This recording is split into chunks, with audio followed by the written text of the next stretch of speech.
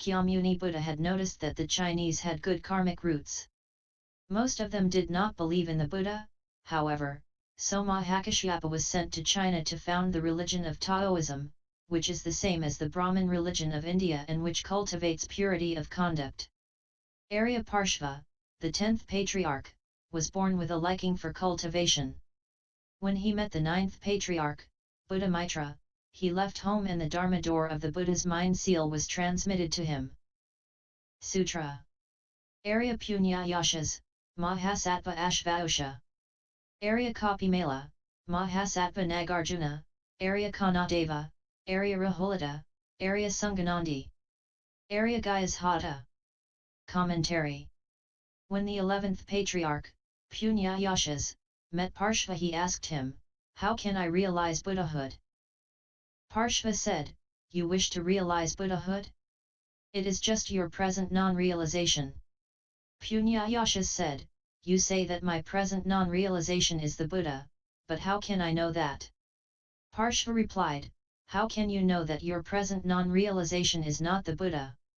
With that question and that answer, Punyayashas became enlightened and received the Dharma transmission. Later on, he met the Great Master Ashvaghosha, the 11th Patriarch. Mahasattva Ashvaghosha was extremely intelligent. Punyayashas knew that Ashvaghosha's conditions were ripe. He was ready to become the 12th Patriarch. When Punyayashas went to teach him, Ashvaghosha asked, "How can I know the Buddha?" Punyayashas said, "You wish to know the Buddha? He is just your not knowing." Ashvaghosha said, "Not knowing the Buddha, how can I know that my not knowing is the Buddha?" Punyayashas said, "If you do not know the Buddha, how can you know that your not knowing is not the Buddha?" Ashvaghosha said, "Ah! So this is the meaning of sawing. You say this and I say that, and we hack at the principle like sawing through a piece of wood." Punyayashas replied, "Ah! So that is the meaning of wood. But what is the meaning of sawing?" Ashvaghosha said, "It's just what you are." "And what is the meaning of wood?" Punyayashas said, "You have just been sawed open by me, you have just been liberated by me." Ashvaghosha was instantaneously enlightened. He left home, received the transmission, and became the 12th Patriarch. He was called Ashvaghosha, horse cry, because when he spoke the Dharma all the horses cried out. He was a Mahasattva, that is, a great being, a great Bodhisattva. Nagarjuna Bodhisattva, the 14th Patriarch, is the one who went to the Dragon Palace and brought back the Avatamsaka Sutra. He was very, very wise. Sunganandi, the 17th Patriarch, asked Gayashata, the 18th Patriarch, "How old are you?" The child replied, "I'm 100 years old." "But you're so young," said the Patriarch, "how can you be 100 years old? If I were 100 years old and did not understand the Buddha Dharma, I would not be as good as a one-day-old baby who did." Hearing such an intelligent answer, the 17th Patriarch let the child leave the home life under him and later transmitted the Dharma to him. Sutra. Arya Kumareta, Arya Jayata, Arya Vasubandhu. Arya Manarita, Arya Hakalna, Arya Aryasimha, Arya Bajasiddha, Arya Punyamitra, Arya Prujnatara, Arya Bodhidharma, Great Master Hwako, Great Master Sengtizan, Great Master Tao Hsin, Great Master Hungzhen, and I, Huineng, am the 33rd Patriarch.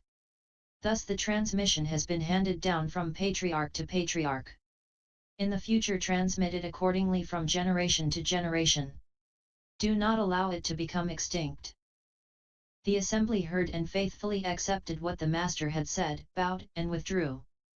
Commentary. Aryasimha, the 24th Patriarch, was a native of central India. In his practice of the Buddha Dharma, he travelled to Kashmir. The king of Kashmir did not believe in the Buddha, but instead followed two non-Buddhist leaders who were intent on destroying Buddhism. As bhikshus were not allowed within the country, the king demanded of Aryasimha, "Have you ended birth and death?" Aryasimha wanted to convert the king. "I have ended it," he answered. The Buddha's teaching says that practicing the Bodhisattva way, you must give up your head, your eyes, your brains, and your blood. You must give up whatever someone happens to need. Now, I need your head. Give it to me. Since you have ended birth and death, you must give me your head. Can you do it? I don't even have birth or death, said Aryasimha. What does it matter if I lose my head? It's yours. Take it. The king sliced off Aryasimha's head, but instead of blood, a milky white fluid ran out of his neck. The king's arm fell to the ground. No one cut it off, it fell off by itself because he had murdered an arhat.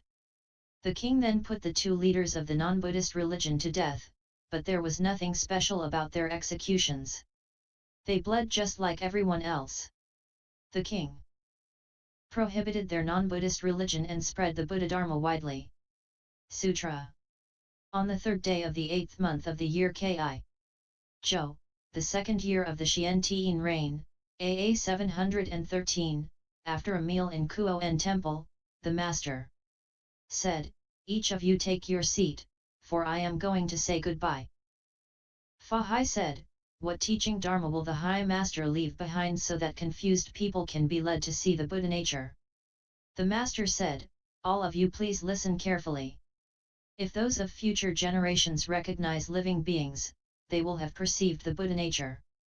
If they do not recognize living beings, they may seek the Buddha throughout many eons, but he will be difficult to meet.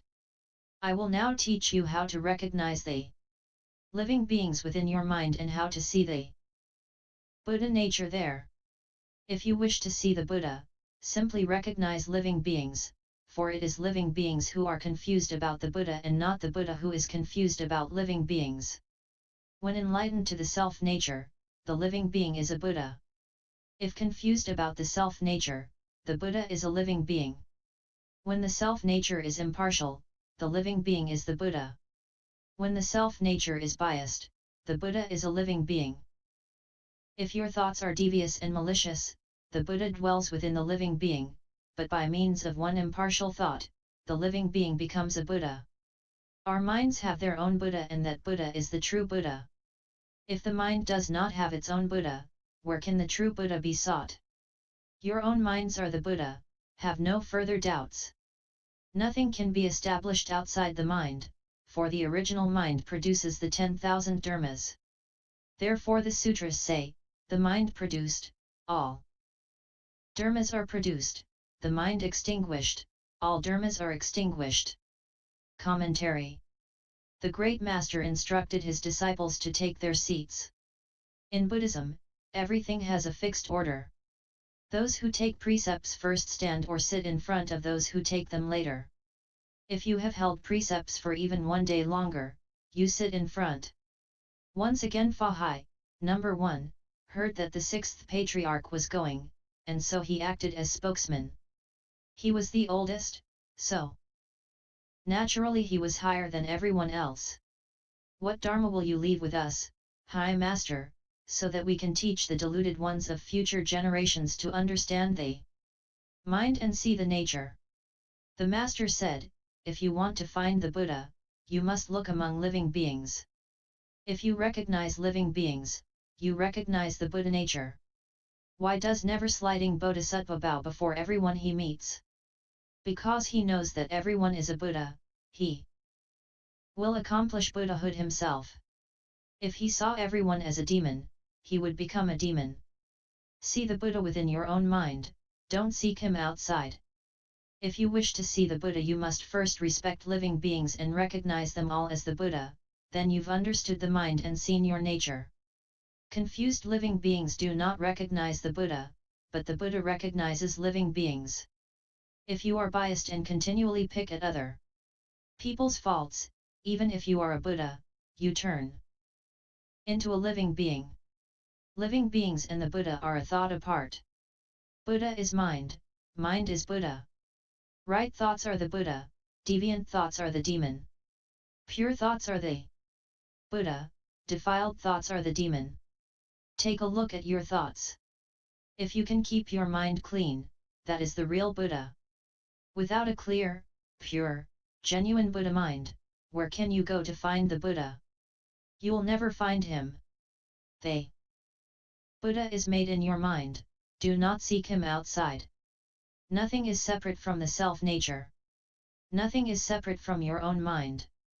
The 10,000 dharmas are all produced from your mind, not from outside. The Buddha spoke all dharmas for the minds of living beings. If there were no minds, what use would dharmas be? Sutra. Now, to say goodbye, I will leave you a verse called the Self-Nature's True Buddha Verse. People of the future who understand its meaning will see their original mind and realize the Buddha way. The verse runs: the true suchness self-nature is the true Buddha. Deviant views, the three poisons, are the demon king.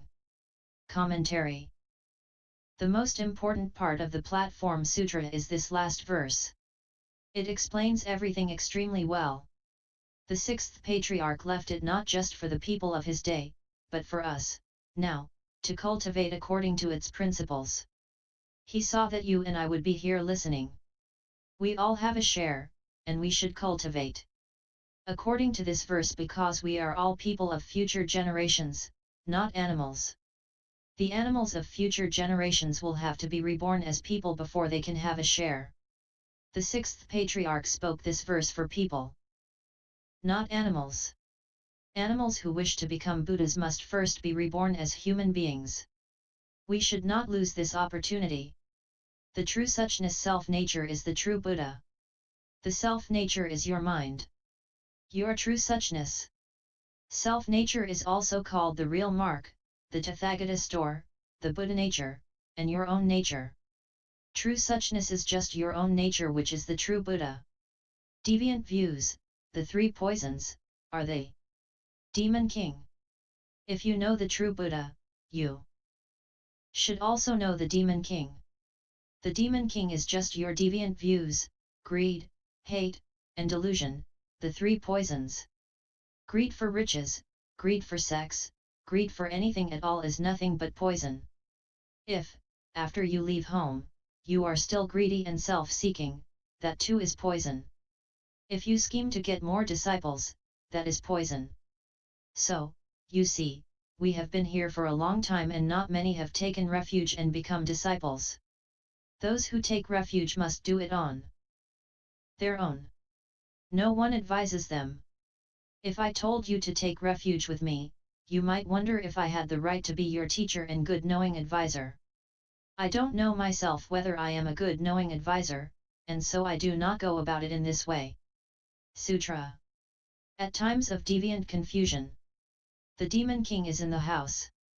But when you have proper views, the Buddha is in the hall. Deviant views, the three poisons produced within the nature, are just the demon king. Come to dwell in the house. Proper views casting out three poisons of the mind. Transform the demon into Buddha, true, not false. Commentary. Deviant confusion is ignorance.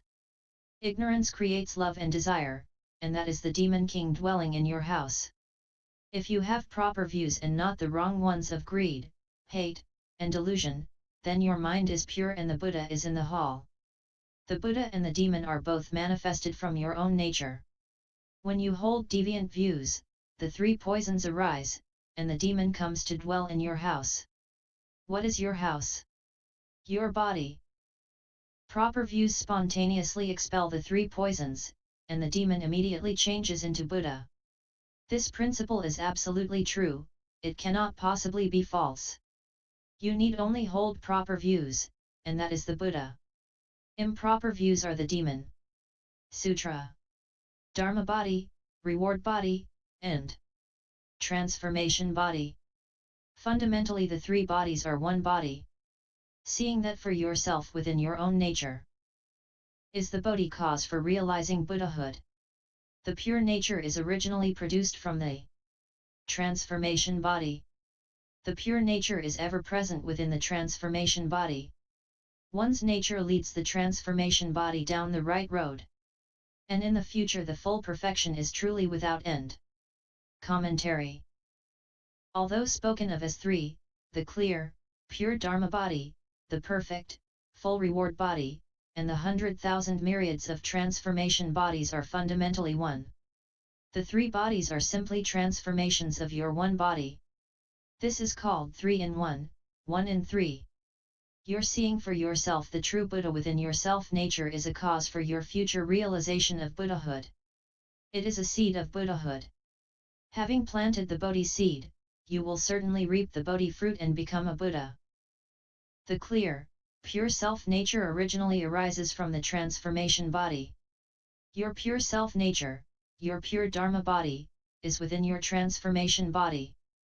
In the future, your Bodhi self nature will be perfected, and the perfect, full reward body will be truly inexhaustible.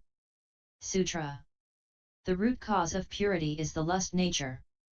For once rid of lust, the substance of the nature is pure. Each of you, within your natures, abandon the 5 desires. In an instant, see your nature, it is true. Commentary. Everyone has sexual desire, but you do not need to be afraid of it.